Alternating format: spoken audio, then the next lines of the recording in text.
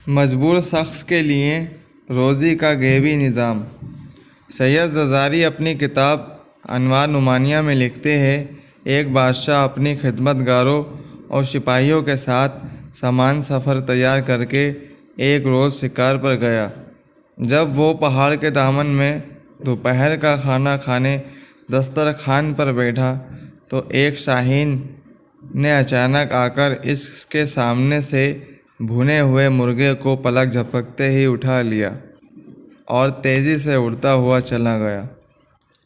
بادشاہ یہ بھنا ہوا مرغا کھانا چاہتا تھا، لیکن وہ دیکھتا رہ گیا۔ اس نے فوراً ہی اپنے سپاہیوں کو حکم دیا کہ گھوڑوں پر سوار ہو کر شاہین کا پیچھا کرے اور مرغا واپس لے کر آئے۔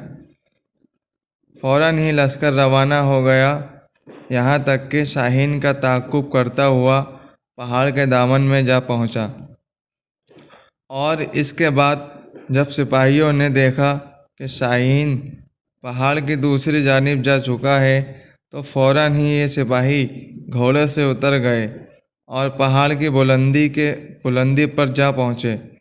پہاڑ کی دوسری جانب پہنچنے کے بعد انہوں نے بڑا عجیب و غریب منظر دیکھا۔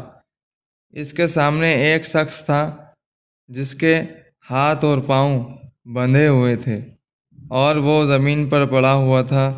وہ بھنا ہوا مرغا دسترخوان سے اٹھا کر لانے والا شاہین بڑے ہی مزے سے اس شخص کا مہمان نوازی کر رہا تھا۔ وہ پرندہ اپنی چونچ سے گوشت نوچ نوچ کر اس شخص کے منہ میں ڈال رہا تھا، اور اس کے بعد وہ اڑا اور کہیں سے اپنی چونچ میں پانی بھر کر لایا۔ پھر اس نے یہ پانی بھی اس شخص کو پلا دیا۔ سپاہی اس شخص کے قریب پہنچے اور اس کے ہاتھ پاؤں کھول کر پوچھا کہ یہ کیا ماجرا ہے؟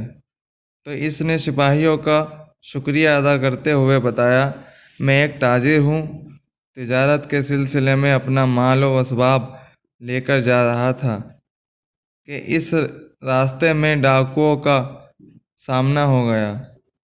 وہ میرا مال و اسباب لوٹ کر لے گئے۔ وہ چاہتے تھے کہ مجھے قتل کر دے، لیکن میں نے ان سے التجا کی کہ وہ مجھے جان سے نہ مارے۔ وہ کہنے لگے، ہمیں اس بات کا ڈر ہے کہ تم کسی طرح آبادی تک پہنچ جاؤ گے، اور اس کے بعد ان لوگوں نے مجھے اور میرے خنجر کو باندھ دیا اور چلے گئے۔ پھر دوسرے دن یہ پرندہ میرے لیے کہیں سے روٹی لے کر آ گیا۔ آج یہ بھنا ہوا مرغا لے کر آیا ہے۔ روزانہ 2 مرتبہ یہ پرندہ میری مہمان نوازی کرتا ہے۔ لکھا ہے کہ بادشاہ کو جب اس بات کا علم ہوا تو اس کی زندگی میں انقلاب آ گیا۔ وہ کہنے لگا، افسوس ہے ہم پر کہ ہم ایسے خدا کی خدائی سے غافل رہے جو اس انداز سے اپنے بندوں کو رزق فراہم کرتا ہے اور اپنا نظام چلاتا ہے۔ یہ کہہ کر بادشاہ نے اپنی حکومت سے کنارہ کشی اختیار کر لی اور اپنے زمانے کا عبد و زاہد شخص بن گیا۔